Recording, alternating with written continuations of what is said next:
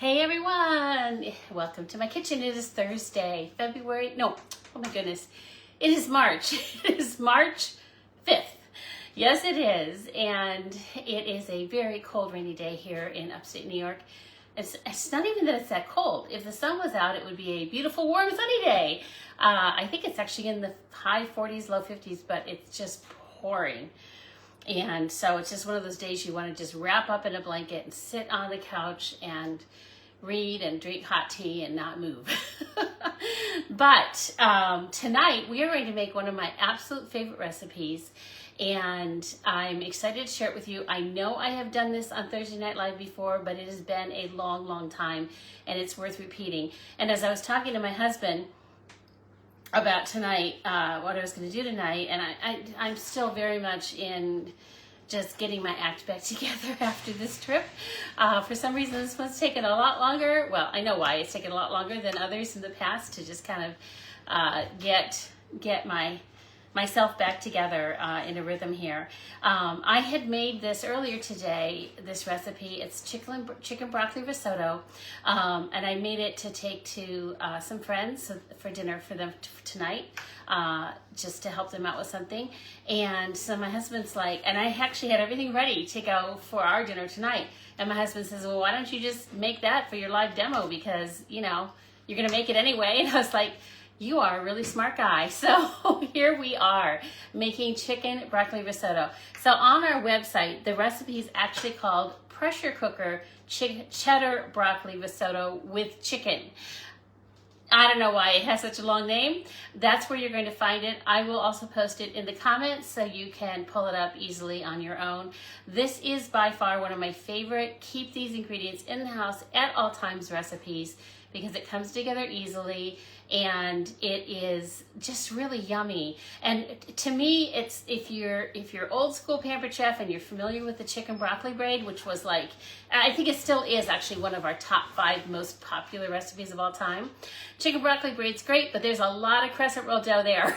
And for someone who has to really be careful now about gluten, plus it's just a lot of crescent roll dough, this is, to me, the perfect alternative. You've got your risotto, you've got your vegetables in there, you've got your chicken. It is one meal in one pot. I'm making it in our beautiful multi-cooker. You can do this if you have an Instapot or something like that. It will work in that as well.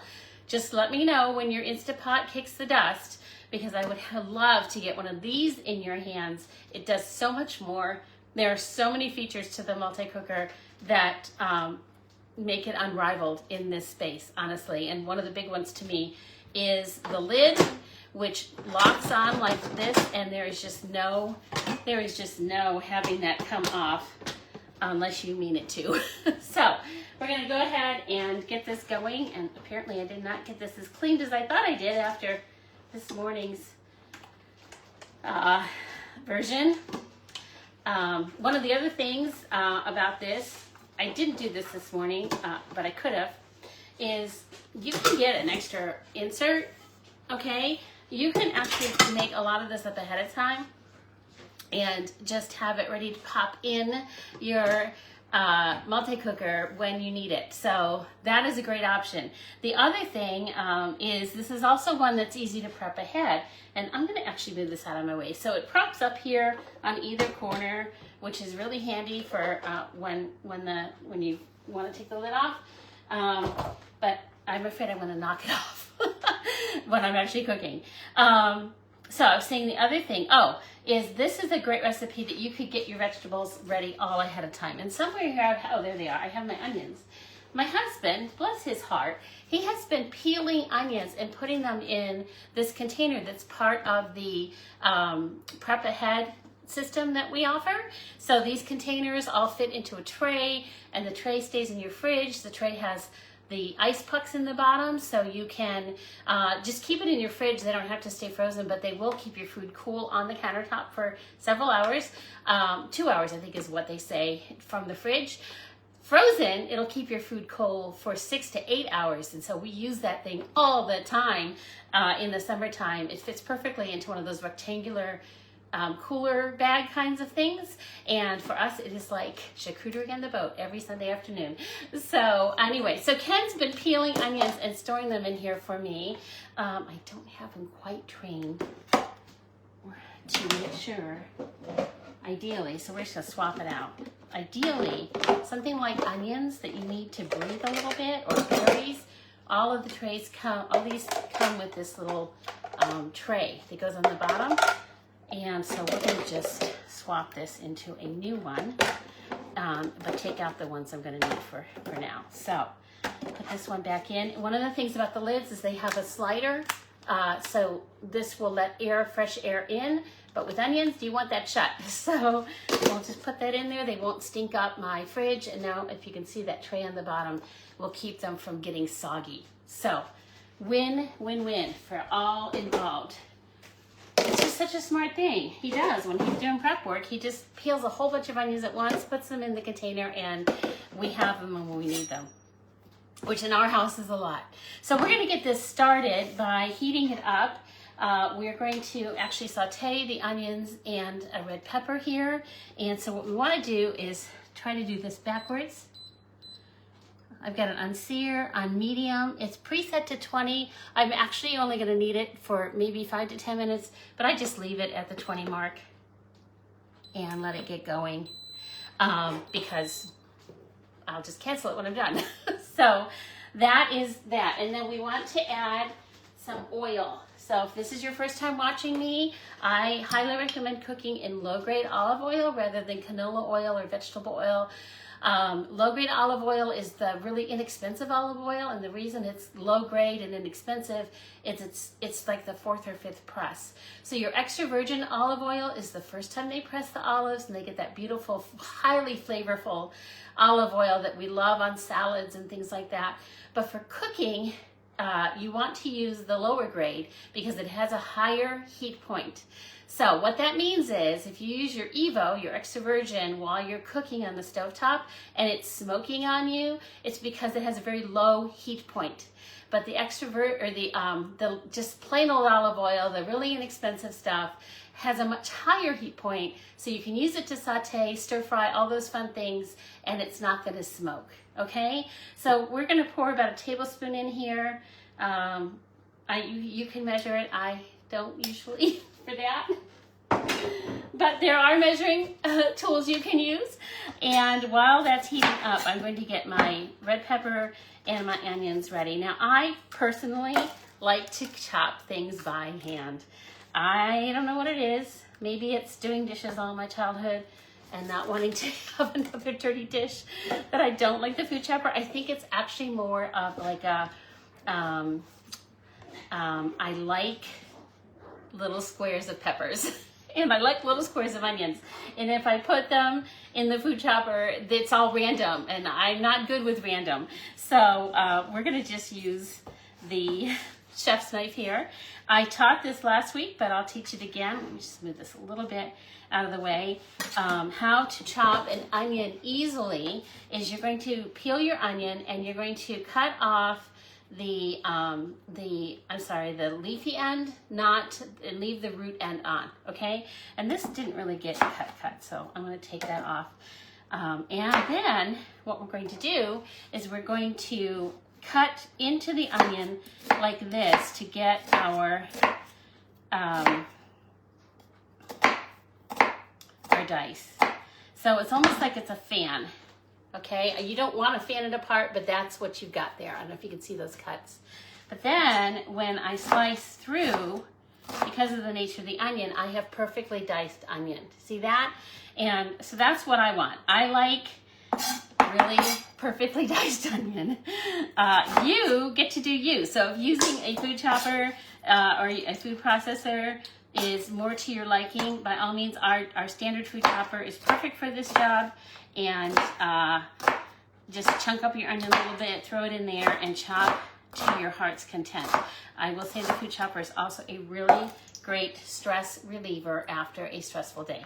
So, so we're gonna pop these in here. And I don't know if you can hear, the oil is popping. There was a little bit of water left from when I washed it. And So I can tell the oil is heated, which we want it to be heated before we put the food in. So I'm gonna go ahead and add those onions. And if you hear that sizzle, that is the oil applauding and saying, yay, I'm hot enough. Go ahead and throw the food in. So to do my diced red pepper, I'm gonna do something very similar, only not dealing with like making those cuts. I'm just going to cut everything into strips, and then I'm going to take the strips, line them up this way, and do this. Now the other really fast way to do this that I also highly recommend is the quick slice. And that is really the smartest way to do it, is the quick slice. But for today, I'm just sticking with my knife. So we're throwing that in, and we're going to do the other half of our pepper. And again, I do like to cut these pretty thin for this recipe. You don't have to. You could chunk it up into bigger chunks if you want. This is just, for me, personal preference. The recipe just says diced. Yeah, it says chop it with a manual food processor until finely chopped. So I will say, so today the person I was taking dinner to, I'm not too sure if it's very easy for this person to chew anymore. And so I diced it, actually did it in the new Twist and Chop, and I diced it really fine in the Twist and Chop because I wanted it to be easy for this person to get down. So there is that. It still has the great flavor of the recipe, but it's easier to chew. So we're going to just stir this up for a minute, let these saute in here, and while that's happening, I'm going to go get the chicken that I forgot to get out of the fridge. So be right back.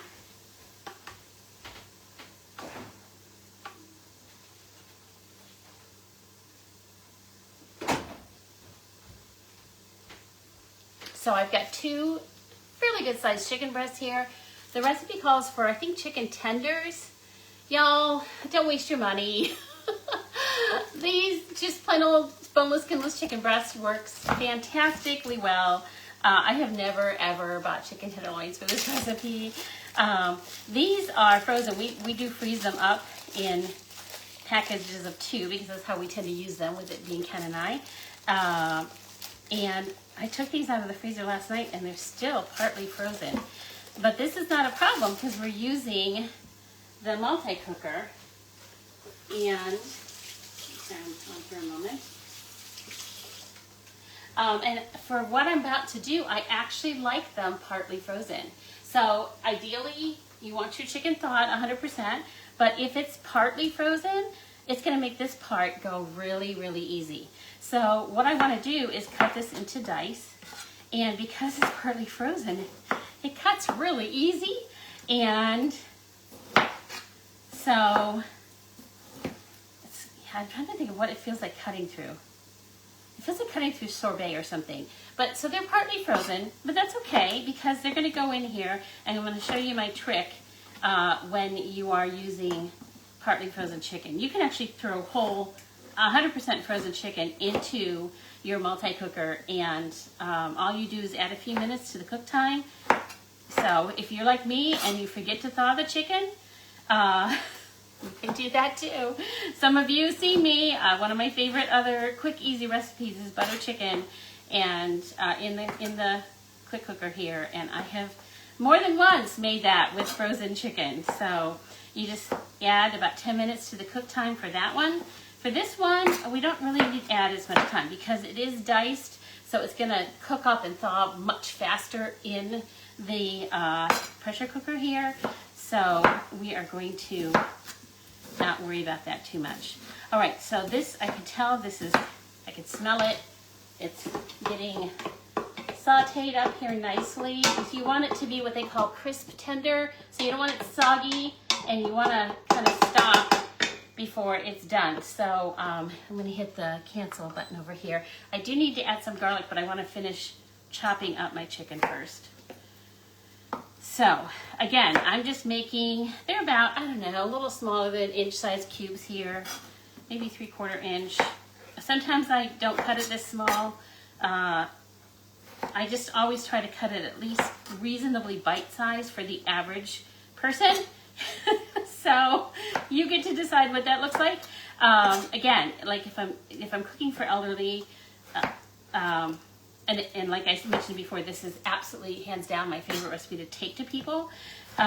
So if it's somebody elderly or with some sort of health problem that makes it harder for them to chew, then I do cut it smaller. I'm kind of in the mid-range here today. All right, so we have that ready to go. Let me just wash the chicken off.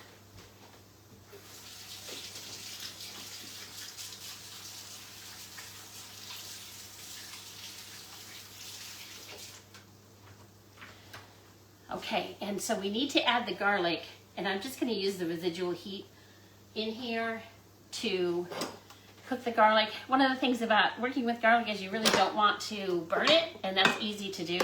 So using the residual heat is probably going to give us just enough to make this fragrant, but not burn it. And oh, burning garlic is like one of my superpowers for sure. So just use the garlic press. That was half of a very large clove of garlic. The recipe calls for 2 cloves. You get to decide. You know, cloves of garlic are a very relative thing, right? They can be really small, they can be really big. So it just depends on how much you and your family like garlic. But I do recommend, unless you have somebody that's allergic to garlic, add it. It gives us just this little extra flavor that's really yummy, and it's so good for your heart. And fresh pressed garlic is by far the best way to be eating it. Avoid buying the jars. In case you've not heard me say this before, jars of garlic and oil that you can buy that's already minced is truly the #1 cause of botulism. I knew it was a B word and I haven't said it in a long time. It is the #1 cause of botulism in the US, is eating garlic that is gone bad in those jars in your fridge. So save yourself a lot of money. Save yourself the risk of botulism. Buy your garlic in a bulb. And I recommend you store it in that mug that somebody gave you that you can't throw away, but it's ugly and you're never going to drink tea out of it ever again. Or your coffee or whatever. So just to clarify, this is a bulb of garlic. These are the cloves that pop off, okay? So if your recipe calls for 3 cloves of garlic, it's not 3 bulbs, it's 3 of the individual pieces. But even that, you look at how huge these are. They're huge. So it's just kind of, you get to decide what that really means. But just know that bulbs are the big thing and cloves are the pieces that break off. And when it calls for 3 cloves, it's 3 of the little pieces, not 3 of the big bulbs, okay? Why do I make a big deal out of that? You can guess. Throw it in the comments. Why do you think I make a big deal out of that? All right, I can smell the garlic, so I know it has cooked up a little bit. At this point, we are adding 1 cup of arborio rice. This is an important part to risotto. Of course, there's a lot of different kinds of rices out there. The arborio is a shorter grain rice, and it cooks up creamier. And risotto is a creamy kind of dish. So we are going to use that rice. Now, in a pinch, can you use regular white rice, long grain rice? Yes, but you're not going to get the same creamy texture that you get with the arborio. So again, I do recommend splurging, getting the arborio. This is all, making it fresh from home is also significantly less expensive than eating out. So bless yourself and your family. Buy the right ingredients, use the right things to make it. Get that really great restaurant flavor at a fraction of the price, and it is worth every penny. All right, because think of all the money you're saving. We're going to add our chicken at this point. And we are going to put this in the sink.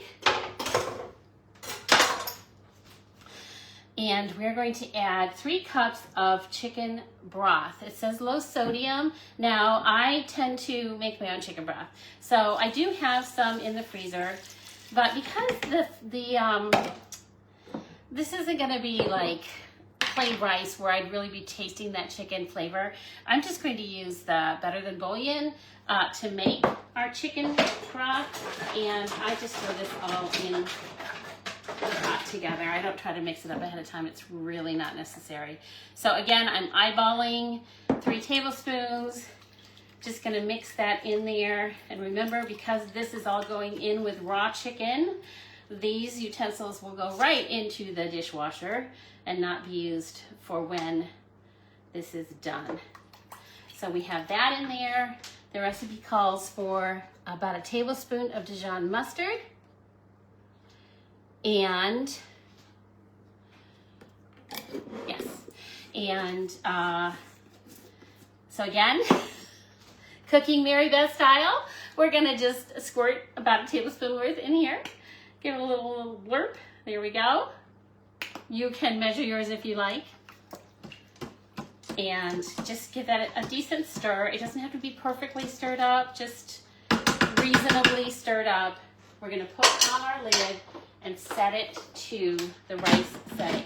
Now, the rice setting, believe it or not, takes 4 minutes once it comes up to pressure. It does tend to take about 10 minutes to come up to pressure. So when you see, oh, 4 minutes cook time, yay! Don't think it's gonna be done in 4 minutes. Just know that you have to allow for that time. So we're setting it to white rice, and you're gonna see here it says 4 minutes, but I'm actually going to add 4 minutes because that chicken is not quite thawed. And then we're gonna press start, and we're gonna let it do its thing. And it's gonna come up to pressure. So you'll see on this, there's a little dial that starts to light up. And then once it's up to pressure, it will cook for 8 minutes, because that's what I set it for. So this, all told, is gonna take about 20 minutes cook time. So while that's going on, there's a few things also I wanna show you that will be finishing it off. So the first thing is we're going to have 2 cups of broccoli. And what I like to do for this, the recipe calls to put it in there, restart the cooker with, and you keep the lid off and you stir it a lot. This mama don't got time for that. So what I prefer to do is cheat a little.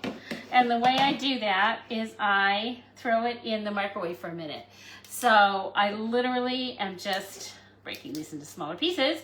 I'm gonna sprinkle it with just a splash of water, and you can see I'm using the same cup that I used to measure the water a minute ago, because, you know, why wash more dishes if I don't need to?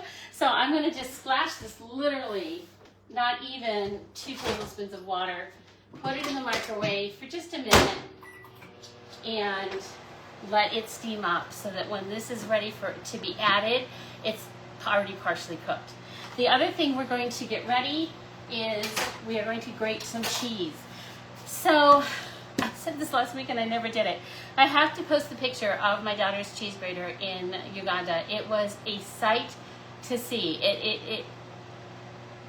I don't know how they were not losing their fingers using it.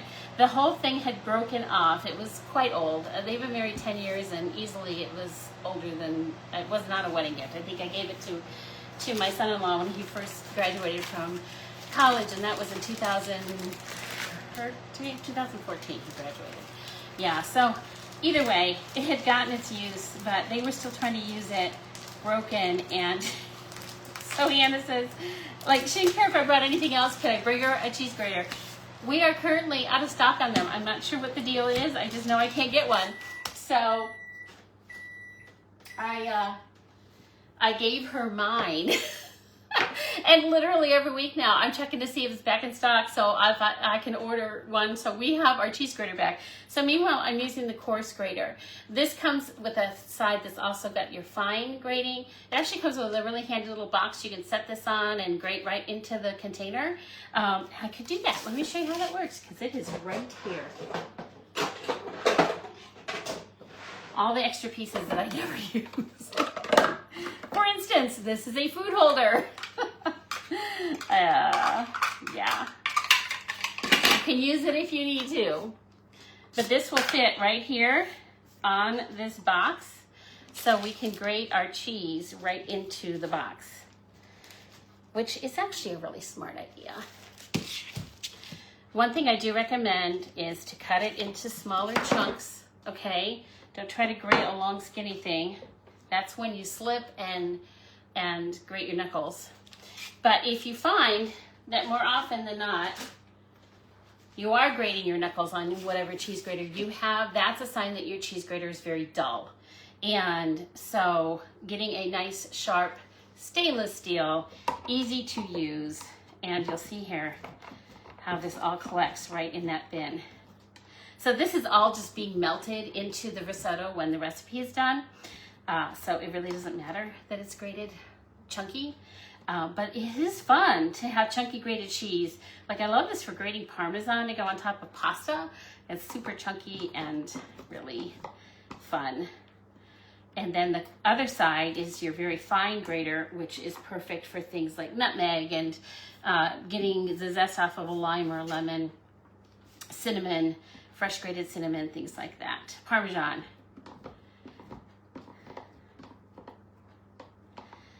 All right. So, how handy is that? Woohoo! You'd think I'd use that more often. I usually just grate on a cutting mat. You know, I don't know. We all just have those habits in the kitchen, right? That one is mine.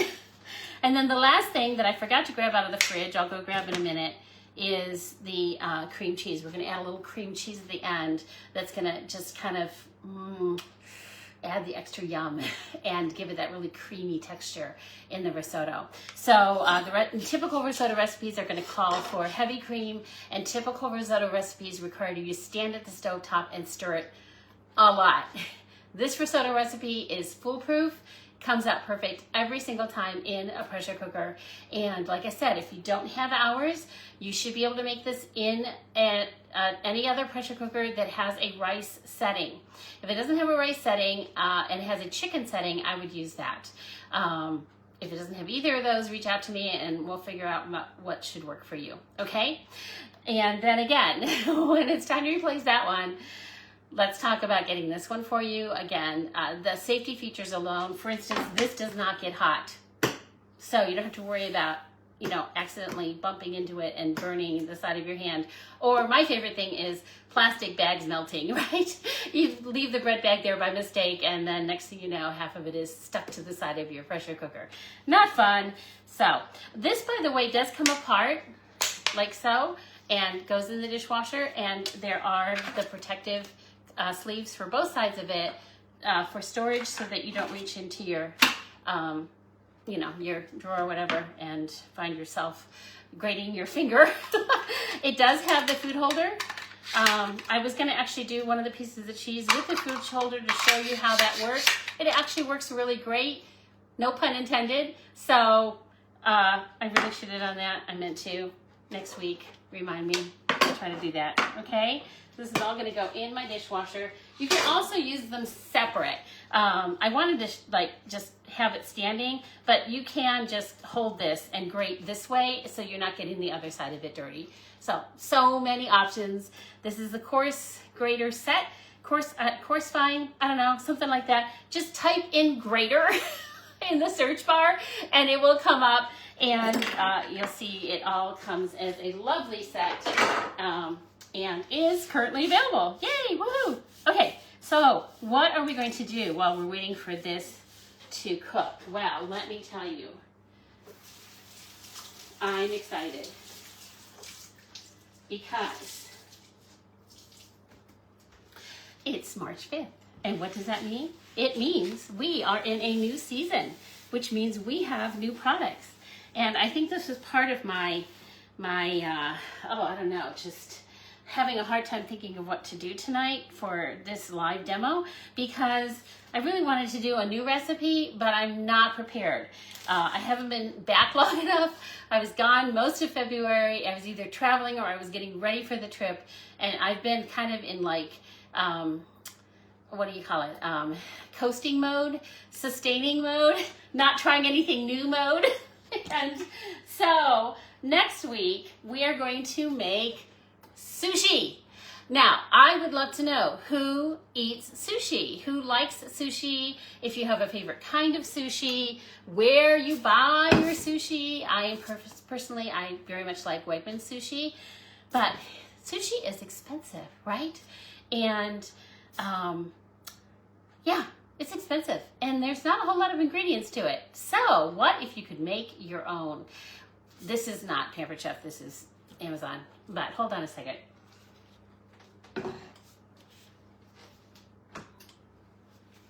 Pampered Chef is introducing a sushi maker. It's actually called the Easy Roll Press or something like that. Maybe sushi is the trademark name, I don't know. But basically this is a make your own sushi tool. So how it works is that this opens up. Oh, that cap comes off. This opens up, you fill it with your rice, okay? This bar will help you press into the rice to make the indentations to put in your fillings. And if you're not a fan of seafood, if you're not a fan of seafood, my favorite sushi actually is the California roll at Wegmans. It is just avocado and like veggies, like carrots and I think maybe cucumbers. That's my favorite. We also have recipes for dessert sushi. So instead of putting vegetables and seaweed in, you put fruit or things like that and make a little like, almost like tapioca. So once you have your goodies in there, we close it quick, we snap it. Oop, we do not forget to have the rod in place. You'll see me do this next week. So we'll put this back in here, right at the end. It's gonna go, snap this shut, and then make sure this is on here. And what this rod does is it compresses it for you. And then once it's compressed and nice and like compacted together, we take the whole thing apart and cut it up, and we have fresh homemade sushi. Here is the thing that blows my mind, friends. You make sushi twice, and this will have paid for itself, because it is only $19 for the sushi maker. 19. This was, no lie, this came right before I left for Uganda, and it went into my daughter's bin immediately because they love to make sushi. They love to eat sushi and make sushi in Uganda. And I thought to myself, this is something, my son-in-law in particular, he's the sushi maker. This is just going to be bonus because it just takes a step out of the process. Instead of having to hand roll everything, it just does that for you, and it's super fun. So next Thursday night, we will be making sushi, and I really want to hear who's a sushi lover, who's like, ooh, sushi. Just remember, it doesn't have to be raw fish, okay? My favorite sushi is actually uses either the salmon or like shrimp, like you would use in shrimp cocktail. So all cooked food that can go in your sushi, or you can just have a vegetable sushi. If you have young people of any age, I would say millennials and younger, they are probably our sushi lovers, and this is a great thing, especially working with kids. Oh my gosh, anything you can have kids help you make the food, they are so much more likely to eat it, right, when they've made it. So that is going to be, I think, a great thing. And one of the things that I'll be offering is sushi workshops. So we can either do it at your house, or we can do it all video, but where everybody pre-orders all the things they're going to need to make their sushi, which is just a handful of things, the sushi maker and a couple other products. And then we'll all get on my Zoom channel and we'll make sushi together if we can't gather at somebody's home to do it. I'm hoping to also do a sushi workshop here at my house in Corning sometime in the next couple weeks. I just don't want to, I got to get through this weekend, and then I can maybe actually look at dates, okay?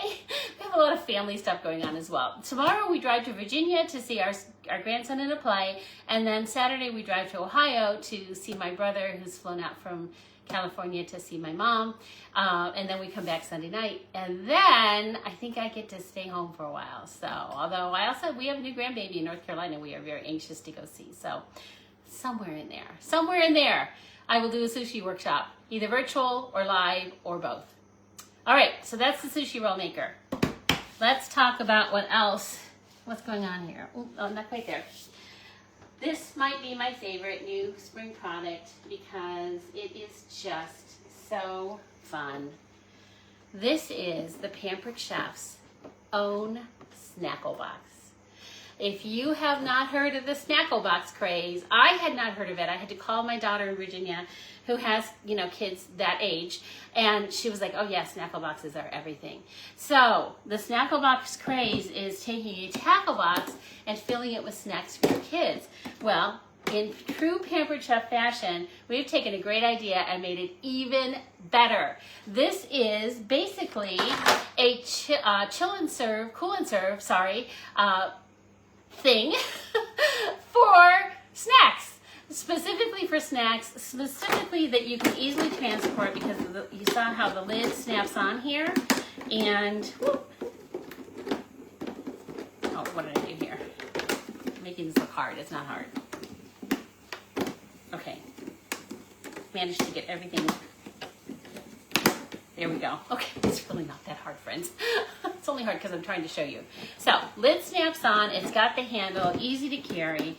And if you didn't already notice, in the bottom, it has the freezer pucks. So just like in the Chills on Platter, just like in the Prep and Store system, these pucks, you store them in the freezer. I always say just store them right in your freezer. You can use them in any cooler, not just your cool and serve products. So we use them all the time in other coolers.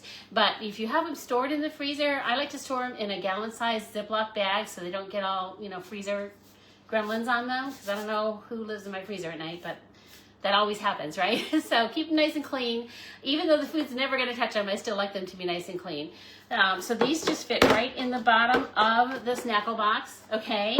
And then look at all these fun trays that of different sizes that you can use to fill with, you know, carrot sticks and M&Ms and crackers and pepperoni. And we were at our home group on Monday night, and we take turns bringing snacks. And the sweet young couple brought a snack tray they bought at, I think, Wegmans.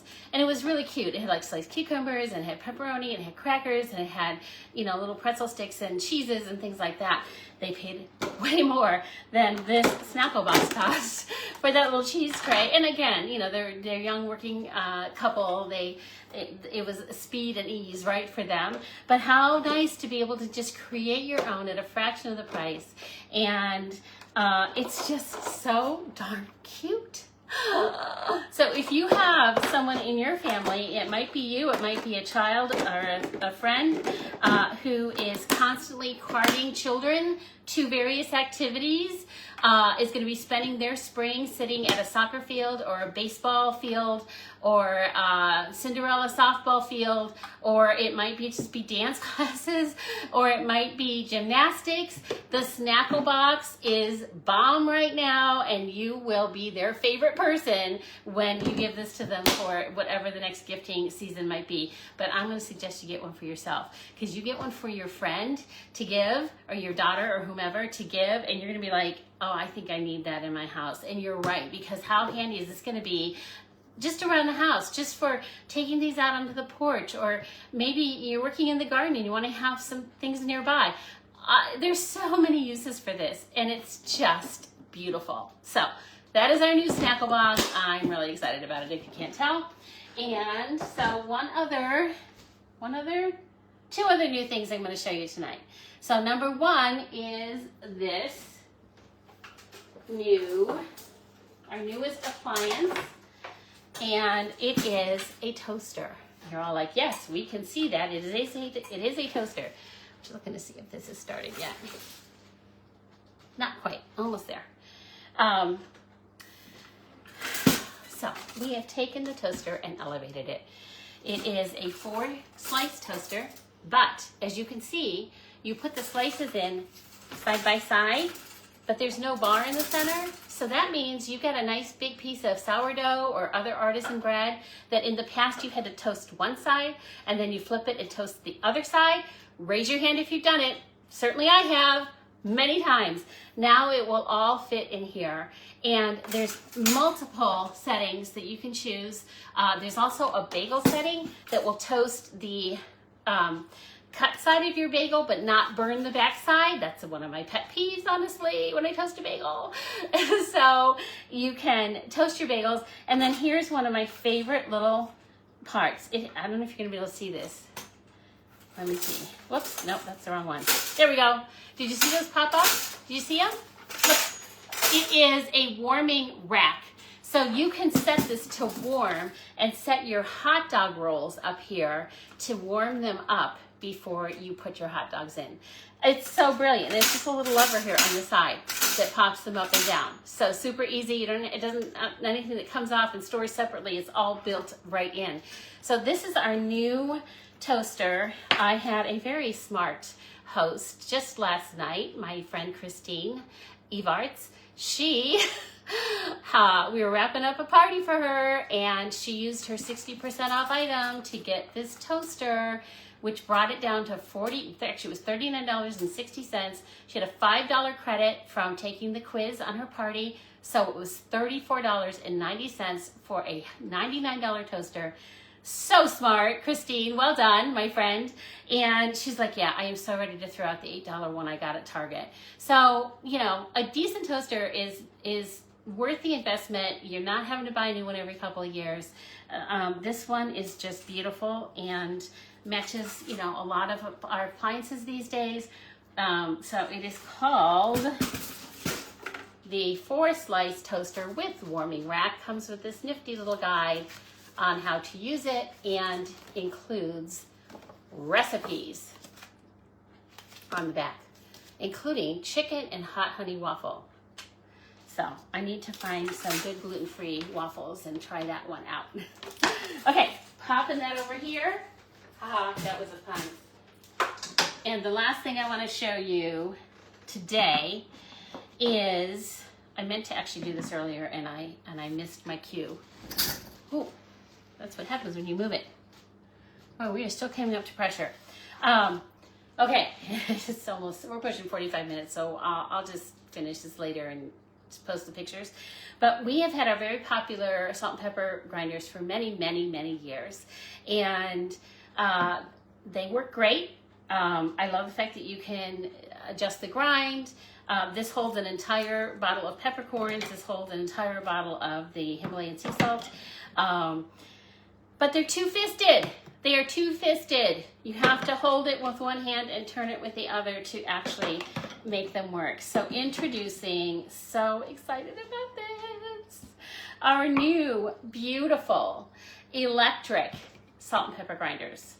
And how these work is literally you pick them up and you push the top.